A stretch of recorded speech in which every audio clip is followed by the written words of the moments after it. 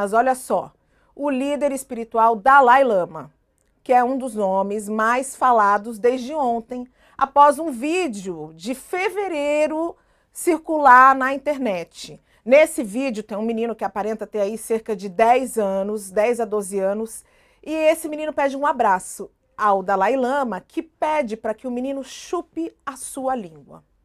A equipe do Dalai Lama se desculpou em nome dele e disse que nesse ato ele quis provocar pessoas, ele costuma provocar as pessoas de maneira inocente e brincalhona. Gente, mas será que a gente está falando de inocência e brincadeira? Esse comportamento que, segundo ele, é brincalhão e inocente, será que nós não estamos diante de uma maneira de banalizar o abuso infantil? A Camila Brendalize, ela falou ontem com a sexóloga forense, a Mariana da Silva Ferreira. E a Mariana falou para a Camila que ela acredita que o pedido de desculpas do Dalai Lama acaba banalizando a violência sexual contra as crianças. Principalmente porque as crianças estão numa fase em que ainda não sabem diferenciar o toque de carinho do toque abusivo. É nítido no vídeo que o menino fica bastante constrangido. E ele continua sendo constrangido cada vez que esse vídeo é repassado, é repostado, né?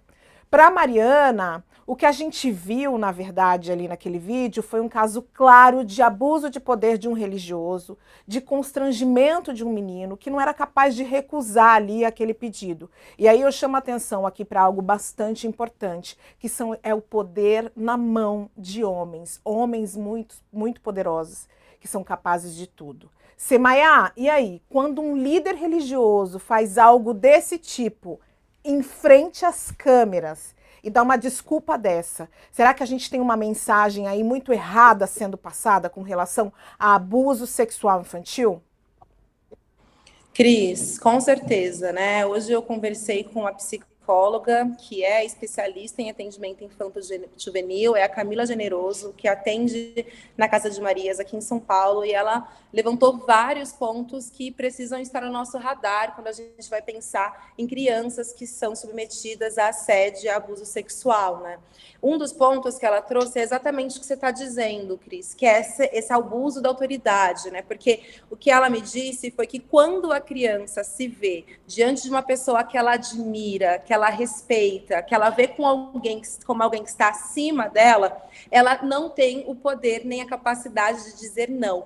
E ela não vai se ver como vítima, ela vai sentir culpa caso ela diga não. Se ela tiver a coragem de dizer não, ela vai se sentir culpada por isso. Então, é como se não fosse autorizado que essa criança negue, né? Algo que ela está recebendo ali, uma ordem, um pedido que ela está recebendo de alguém que está ali supostamente para cuidar dela, alguém que está ali exatamente porque tem mais responsabilidade que ela. E ela também disse que não dá para dizer quais são os impactos que a gente pode, que uma criança que sofreu esse tipo de abuso pode levar para a vida, mas é um pouco dessa sensação de, putz, se eu disser não, será que eu sou uma pessoa ruim? Será que eu sou uma criança ruim de estar dizendo não para uma pessoa que está nessa condição tão mais elevada que eu?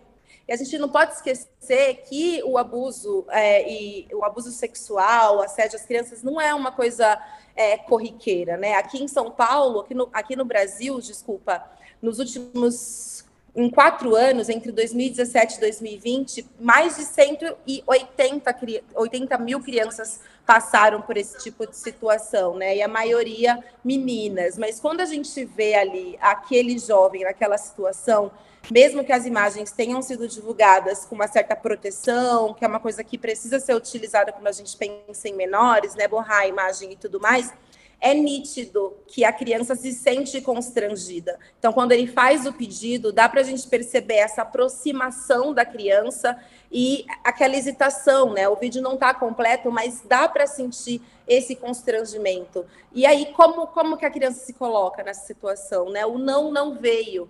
E aí, se o Dalai Lama pode dizer que foi uma brincadeira, todo mundo pode agir assim, né? Essa é a questão que a psicóloga Camila trouxe para mim. Se o Dalai Lama dá uma justificativa de que foi uma brincadeira, então quer dizer que todo mundo pode brincar assim com as crianças? Então não é uma brincadeira, a gente não pode aceitar esse tipo de justificativa, muito menos vindo de uma liderança religiosa que é ovacionada por todos, né? Assim, mundialmente. Então, receber esse tipo de imagem é chocante, mas fica aí também para a gente questionar e ensinar as nossas crianças a, de fato, entender que o corpo é apenas delas e que não pode ser invadido. É um lugar que não pode ser invadido. E a gente viu, a gente presenciou aquela criança sendo invadida, né? Isso é muito triste.